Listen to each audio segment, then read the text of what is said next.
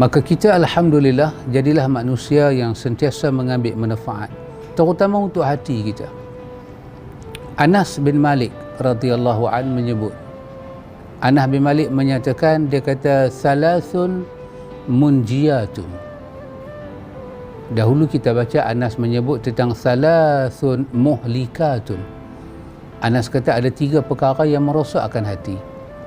Yang ni pula Anas menyatakan salasun munjiyatun. Ini dalam riwayat Al-Baihaqi. Hadis ini mempunyai kedudukannya yang hasan daripada Anas. Iaitu ada 3 perkara yang menjadi penyelamat kepada hati. Salasun munjiyat. Kalau muhlikat perosak, munjiyat penyelamat. Pertamanya khasyatullah fi sirri wa alaniyah wal alaniyah, iaitu ketakutan pada Allah ketika bersendirian dan ketika di khalayak ramai, ketika di hadapan umum. Tak berubah hati dia takwa pada Allah. Yang kita belajar dalam pelajaran kita kan, hati itu at-taqiyyu an-naqiyyu, hati yang bertakwa dipanggil hati yang mahmumul qalbi, suduqul lisan, iaitu tentang afdalun nas. Bila ditanya pada Nabi, maka dia boleh pertahankan ketakutan dia pada Allah ketika sir dan ketika alaniyah, ketika dia bersendirian dan ketika dia berada dalam jemaah yang besar. Ini sesuatu yang sangat dahsyat dan sesuatu yang sangat ajaib. Kalau ada seorang hamba boleh mempertahankan takwa dia ketika dia bersendirian, ini sangat hebat. Biasanya kita boleh menjaga takwa di khalayak ramai, di hadapan umum, sebab ada banyak yang membantu takwa kita. Kemungkinan kerana kita malu dengan keumuman itu, khalayak ramai itu, kita tak buat itu, kita tak buat ini. Tapi ketika kita bersendirian, peluang ada, kemampuan ada, penglihatan manusia tertutup. Ketika itu kita tonjol dah ketakwaan kita pada Allah.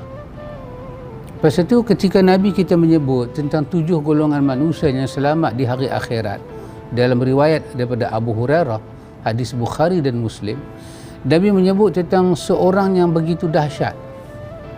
Seorang yang begitu dahsyat, laki-laki yang ada iman, ada takwa, diajak dia oleh seorang perempuan yang cantik, bangsawan, untuk melakukan sesuatu yang dilarang oleh Tuhan. Lelaki ini boleh menjawab, inni akhafullah. Dia kata, saudari, saya takut Allah. Ataupun kita boleh kebalikkan maknanya, seorang perempuan yang diajak oleh seorang lelaki untuk melakukan larangan Allah, dia menyatakan, saudara, inni akhafullah. Dia boleh kata inni akhafullah ketika bersendirian.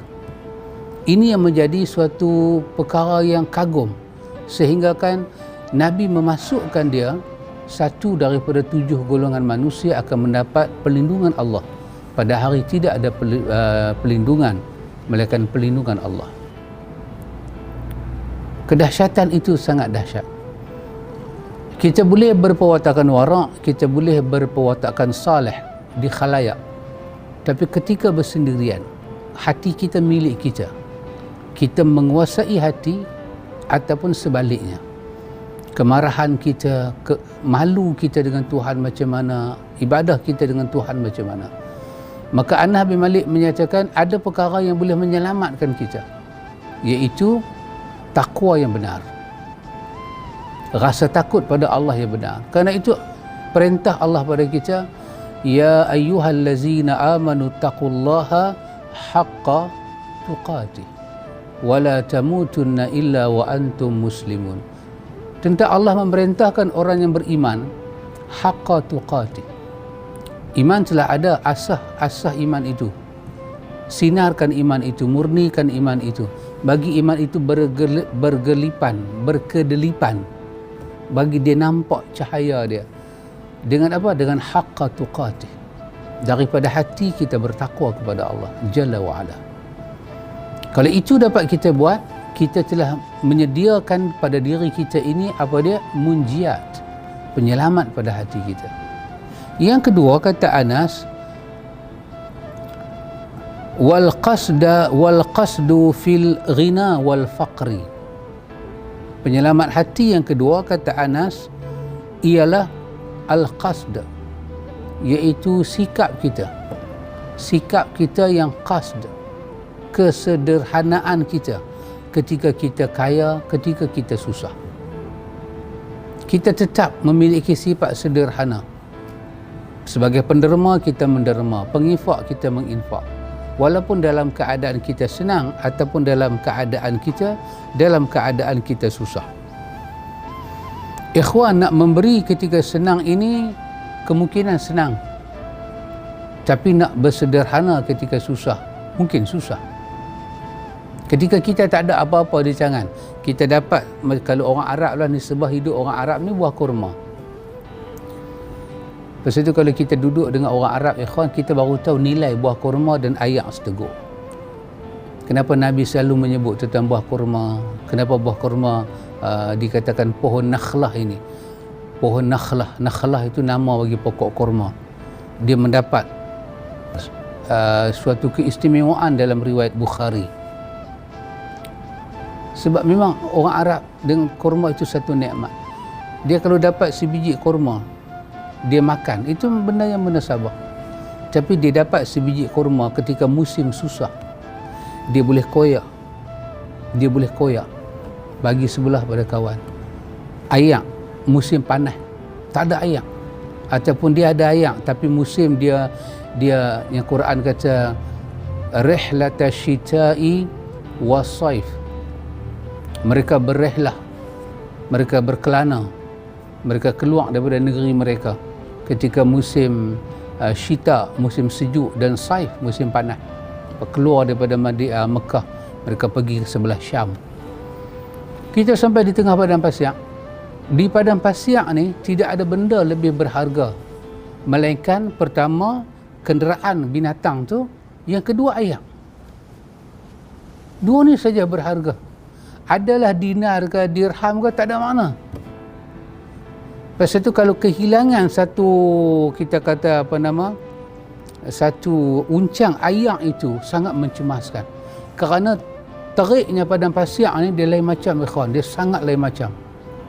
Dia pecah, mulut kita ni pecah habis. Kita telan ni, ayak liok kita telan jadi kering, sakit dalam ni. Dia luka. Kita bercakap tu dia boleh keluar darah. Ayak liok kita jadi kering, sakit mulut kita, sakit lidah kita. Ayak.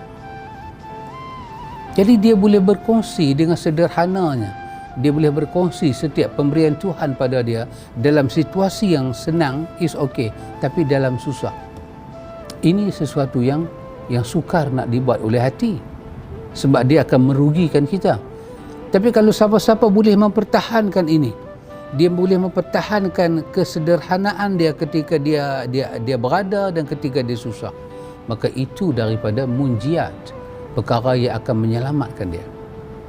Dan yang ketiga, kata Anas, kalimatul haqqi fir ridha wal ghadab. Ini nampaknya cara hadis ni datang, susunan itu makin naik. Tadi khasyah, takut kita kepada Allah, khasyatullah, takut kita pada Allah fi sirri wa alaniyah. Lepas tu dia naik al-qasdu fil ghina wal faqr. Lepas tu dia naik lagi. Apa yang dia naik? Kalimatul haqqi fir ridha wal ghadab. Siapa ada benda ni, dia mendapat munjiat, dia mendapat jaminan keselamatan. Dia selamat, diri dia selamat, roh dia selamat, akal dia selamat, fikiran dia selamat. Apa dia? Kalimatul haq.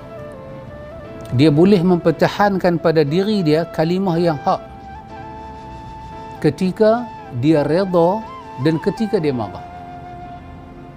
Tetap yang keluar daripada mulut dia kalimatul haq. Dia redha dengan suatu keadaan tak menyebabkan dia menjual kalimatul haq. Dia marah dengan satu situasi tidak menyebab dia menggadaikan kalimatul haq. Kalimatul haq ni kalimah apa, ikhwan? Kalimah kebenaran. Al-Islam huwal haq, as-sunnah huwal haq, al-haqqu huwal haq.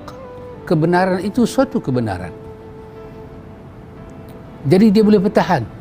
Dia boleh mengiyakan kebenaran ketika dia redha, ketika dia dalam keadaan emosi dia tak terusik, fikiran dia tak kacau.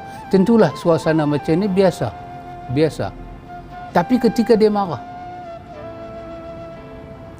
marah, itu yang disebut oleh Abu Laith As-Samarqandi. Dia kata kalau kita nak melihat agama dalam diri kita, bukan dalam diri orang, dalam agama dalam diri kita, lekatkah pelajaran agama dalam diri kita? Dalam akal kita ini adakah agama? Dalam hati kita ni adakah agama? Tunggu marah. Sewaktu marah itu, apa yang kita bertindak, yang kita action, yang kita respon, ayat apa yang keluar, fikiran mana yang datang, itulah sebagai satu jawapan pada kita, itulah kadar agama yang lekat dalam diri kita.